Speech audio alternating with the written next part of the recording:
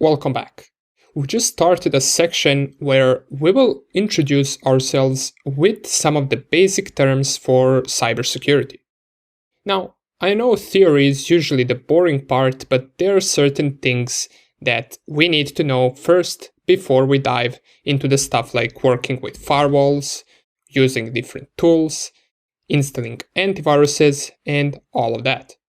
That's why it's good that we first start talking about most basic goals of having cybersecurity. Now, we already mentioned in the first video why we need cybersecurity, but right now let's try to narrow down to specific reasons and explain why each of them is important. First of all, we can say there are three main goals of cybersecurity.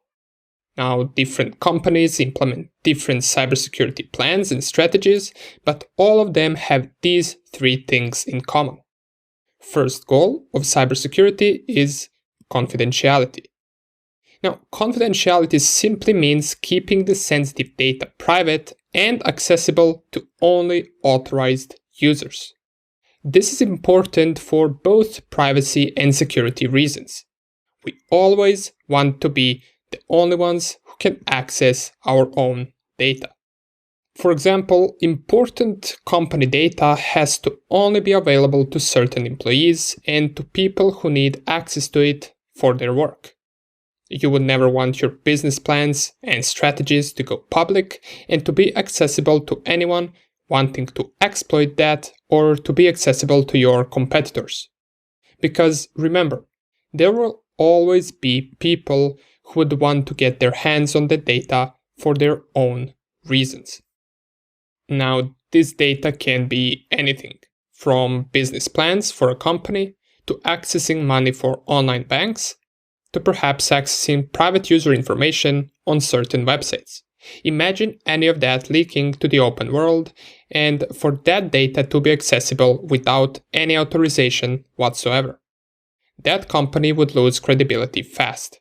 That's why preventing access to everyone and giving access to certain people is a good approach to protecting your data. This can be done by encrypting the data, by using password and two-factor authentication to access the data. The more steps to authenticate someone, the better. However, this is not the only important thing for cybersecurity. We also need integrity. Now, integrity is ensuring that even if the data is being transferred between the right endpoints after successful authorization, it must not be altered with in the transmission. We always want to receive the exact and correct data that was sent, and we don't want it being intercepted and read or changed. This is where encryption also comes in play by making the data unreadable, even if it gets intercepted. If, for example, some software is being downloaded, we must make sure it's also the correct one so we don't end up running something malicious. And besides all of this, we also must make sure that anything of importance to us has a well-secured backup. So even if somehow data gets deleted or changed or encrypted by a ransomware, for example, we will still have it in our backup. And the third goal of cybersecurity is availability. This means that even after all of our security strategy implementation, we must make sure that the data is easily accessible to people who must access it, for whatever reason. Sometimes, if you implement too much security measures, things start running slow, which is normal as it has to go through a bunch of security checks. We must make sure that the strategy is implemented securely and correctly, but also that it doesn't decrease the speed too much. Now, for regular people like me and you, whether speed is 10% less or not doesn't really matter much to us, but for big financial companies, speed decreasing can lead to huge financial losses depending on what they do. Nonetheless, these would be three main goals to always have in mind when developing a security strategy, and always ask yourself whether these three measures were met. Okay, in the next video, we're going to talk about blue teams and red teams, which is another cybersecurity term. Alright, blue team, and red team. These are the terms that you will hear a lot if you decide to work in security field. You will also most likely work in one of these if cybersecurity is your career path. So let's quickly explain what are they. First, we have a blue team, which is a defensive security team that consists of professionals responsible for maintaining the defense against all cyber attacks and responsible for creating a security strategy. And on the other side, we have a red team. Red team consists of security professionals who are trained to attack and break into the systems. Now, it's important to have both of these teams. Imagine it like a small war between one another, which helps to increase security overall. Blue team, which is responsible for defense strategy, can improve the strategy if red team succeeds to break into it. Blue team has their own methods of protecting and establishing a security strategy. This can be, for example, setting up firewall, setting up honeypots and antivirus softwares and logging softwares on the endpoint devices. Of course, other than just setting up those softwares, it is important to regularly monitor the traffic and the occurrences on the secured network and devices. On the other hand, red team is, as we said, responsible for breaking those defenses and getting access to the systems or compromising the target network. Same way blue team has their defense strategy, red team has its attack strategy, which consists of information gathering, fingerprinting, scanning the target, and performing vulnerability analysis to find a weak point or a vulnerability in the system. Then they can use different methods such as social engineering, phishing, exploiting known vulnerabilities, and running payloads and exploit codes against the target. Now, besides blue and red team, there is also something called purple team.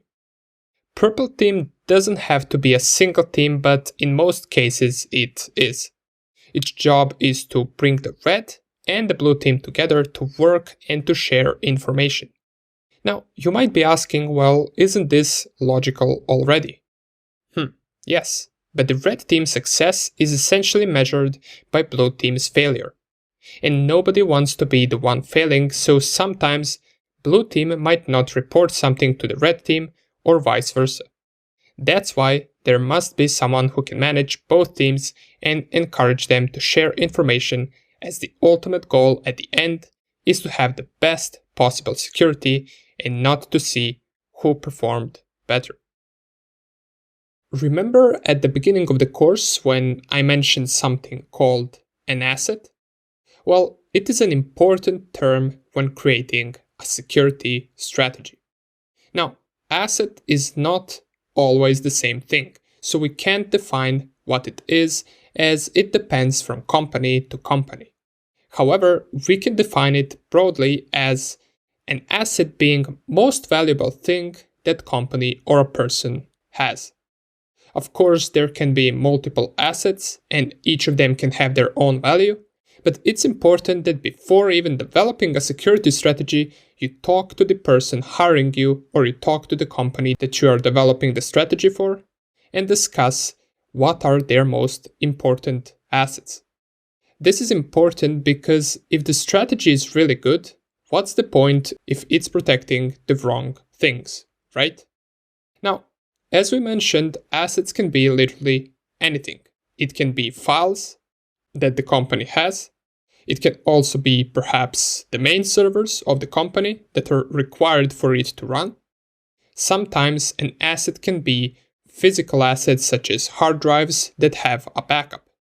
Remember, security isn't always implemented just online.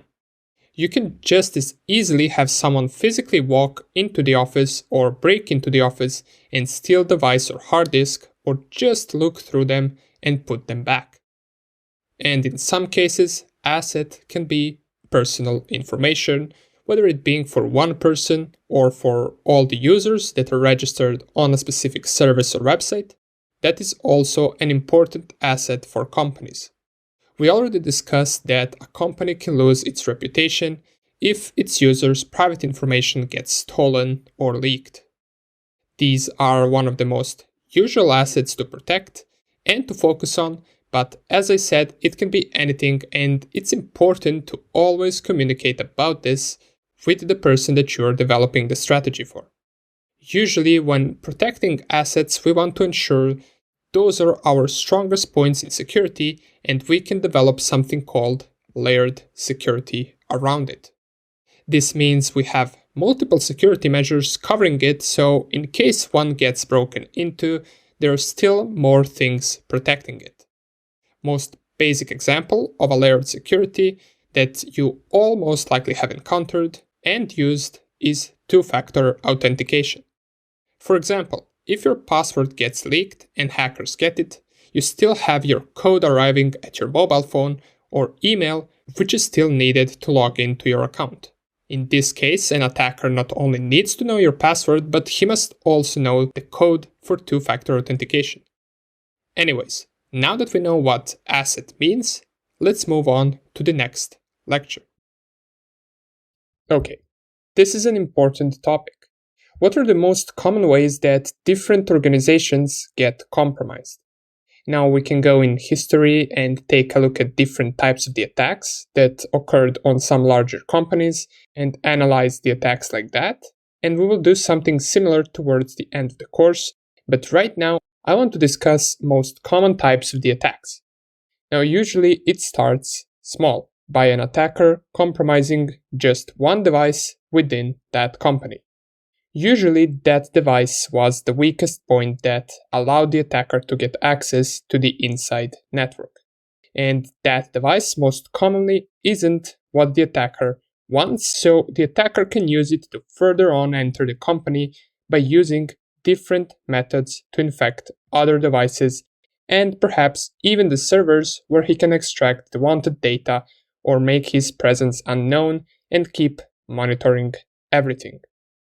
Usually the attacker will drop some type of payload, whether it being a backdoor, a keylogger, a ransomware, or any type of software that will allow him to achieve what he wants with that device. But all of this sounds easy. However, it can sometimes be extremely hard or close to impossible to infect some system, especially if it's heavily protected with the best security strategies. But there are also companies that don't want to invest too much into security and they later pay the bigger price after getting compromised. One of the most common ways that systems and devices get hacked is through unpatched vulnerabilities. Now, this is usually due to some service or software running on a device that didn't receive latest updates or patches. This is why it is always important to regularly update your device operating system as well as all of the services that it might have. Always update to the latest version. Now, how hackers discover this is usually a standard procedure. First, we have a developer writing a code for some software. The developer might not pay that much attention to security details, so when the attacker looks through the same software, whether by reverse engineering it, or by disassembling it, or simply by just checking the code of the software if it is open source. He can perhaps notice a vulnerability or a bug within that code. The developer isn't aware of that issue, so he sends his software that later gets deployed by some company and perhaps starts running on a server.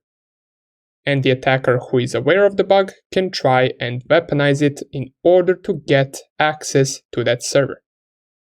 There, he can install his payload, which then gives him the full control of that server and all of that because of a small bug in the code. Now, when we say unpatched vulnerabilities, we can differentiate two types of vulnerabilities. The already existent and known vulnerabilities that have patches, and the what we call zero-day vulnerability. Now, the first one is self-explanatory. It is already a known vulnerability and it has a working patch or update available for it, and there are also existent exploit codes online for this vulnerability. So when a company gets compromised through this type of vulnerability, it is usually due to their lack of updates. Now, this might seem like everyone won't get exploited like this. However, sometimes there are a lot of libraries and softwares that you have to keep an eye on and patch them regularly on time. And this can be overwhelming for a smaller company. On the other hand, we have more serious and more dangerous zero-day vulnerabilities. Now, we will devote more time to them later, but what a zero-day essentially is a vulnerability that was not discovered yet, nor it has a patch available for it. Zero-day can be a threat to anyone, especially if it's found in an operating system or some widely used library. Besides unpatched vulnerabilities, probably even more dangerous and most common way of attacking is social engineering. Specifically, phishing. Now, unlike the previous mention where you exploit software, here you exploit people. It doesn't need to have a software vulnerability. It is essentially tricking people into doing something that they shouldn't be doing. Let's say an employee logs into the company's server every day for work. He uses his username and password in order to do so, and he visits the login page on that server to provide his credentials. Now, what an attacker can do is clone that page and make it look exactly the same as the official company page. Then send the employee that page to login. Now, he wouldn't do this directly. He could use some various methods to make the employee actually open this page through various social engineering tactics. Then, if the employee falls for this and provides his credentials to the fake page, the attacker would then get those credentials and can use them to log into the server and get access to it like that. And the third most common vulnerabilities that get a company or a device compromised is weak credentials. Now, this is something you probably heard a billion times, but it's true. Having strong credentials is very important as a security measure. For example, the username and password that you see right here will get almost any company compromised due to its password being rather weak. For example, more appropriate and stronger password would be something like this. Now, of course, besides these three things that we discussed, these are not all the ways to compromise a company. These are just broad examples, and all of these attacks can be different depending on many factors. The point is that there are many outside threats for every company out there, and not just for companies but also for regular people. That's why it's important not to only provide a good security strategy, but to also educate the employees in a company of the ways that they can be targeted. Okay, now that we covered some of the most common ways that companies are targeted, let's proceed to the next lecture. Okay, so what I want to talk about real quick is different types of securities out there. Now, we already mentioned this briefly when we talked about different paths in the beginning of the course, but I want to talk in a little more detail right now, just so we all understand that there are many branches in this field and that there will be something interesting for everyone. One of the first securities that we got is mobile security. Now, this one needs no explaining. Mobile security is a cybersecurity field that deals with the protection of portable computing devices from threats and vulnerabilities. Devices such as phones and laptops can easily be stolen or found in public places, cabs and offices, and among other places as well. And from a cybersecurity perspective, what is more worrying is the amount of sensitive data that can be recovered from the lost or stolen devices. Besides that, most mobile devices are already logged into social media accounts, emails, bank accounts, so if the device gets stolen, it will be pretty easy to get access to all those things.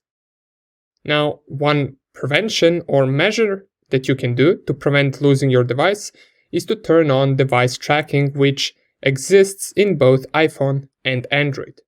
On iPhone, it's called Find My iPhone, and on Android, it's called Find My Device.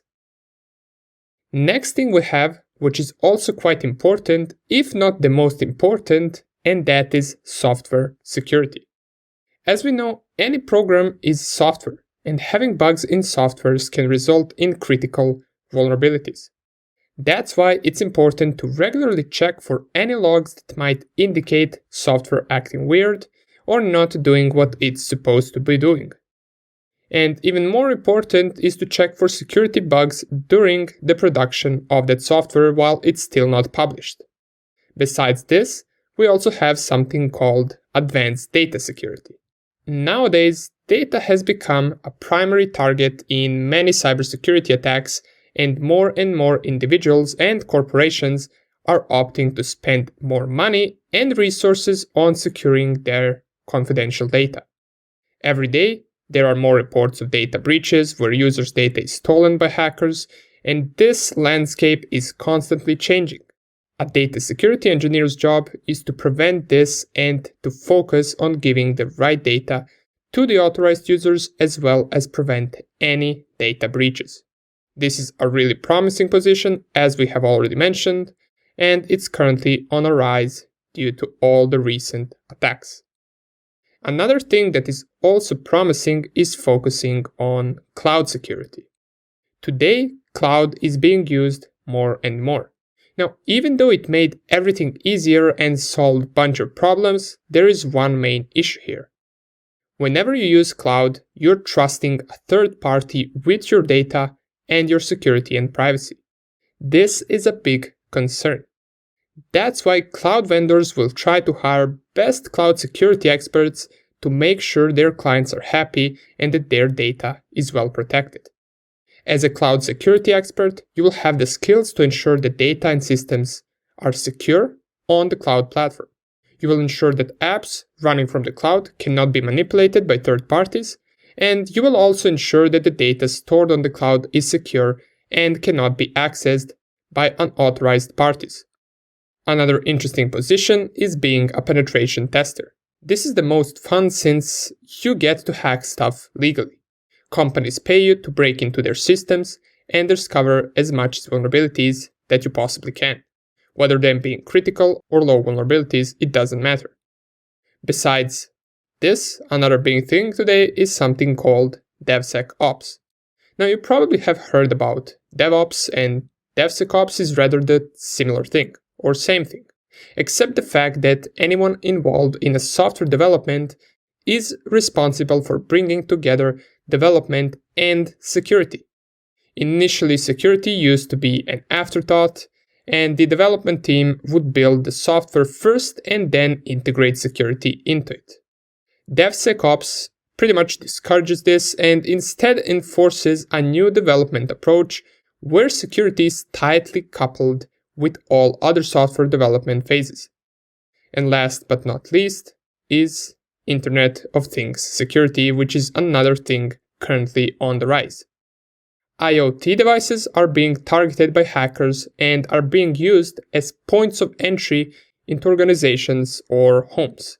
Since the devices are normally connected to a network, hackers are breaching the devices and navigating through the network to attack other devices on it. For instance, a hacker might breach an Internet of Things device and get into the network to spread malware to all the computers sharing the same network with the device. Someone who is interested in being an IoT security expert has to do several things. First one is to understand the IoT process as well as understanding the engineering of the product. And with that knowledge, he can then secure the device and implement a security policy. It is already expected to have more and more Internet of Things devices in the market in the future, so security jobs in this field will also increase. Okay, so we mentioned different types of securities in this field and gave an in-depth view on what all of them are focused on. Now, there are some of them that we didn't cover since we mentioned them previously, and those are something like incident responding and forensics. We talked about that before. And pretty much the idea behind this topic is that there is a place for anyone in this field. Whichever path you choose, you won't regret it. Now that we know the basics of cybersecurity, what it does, what it protects, what are blue team and red team, and what type of securities are there, let's dive straight into the first topic ahead of us.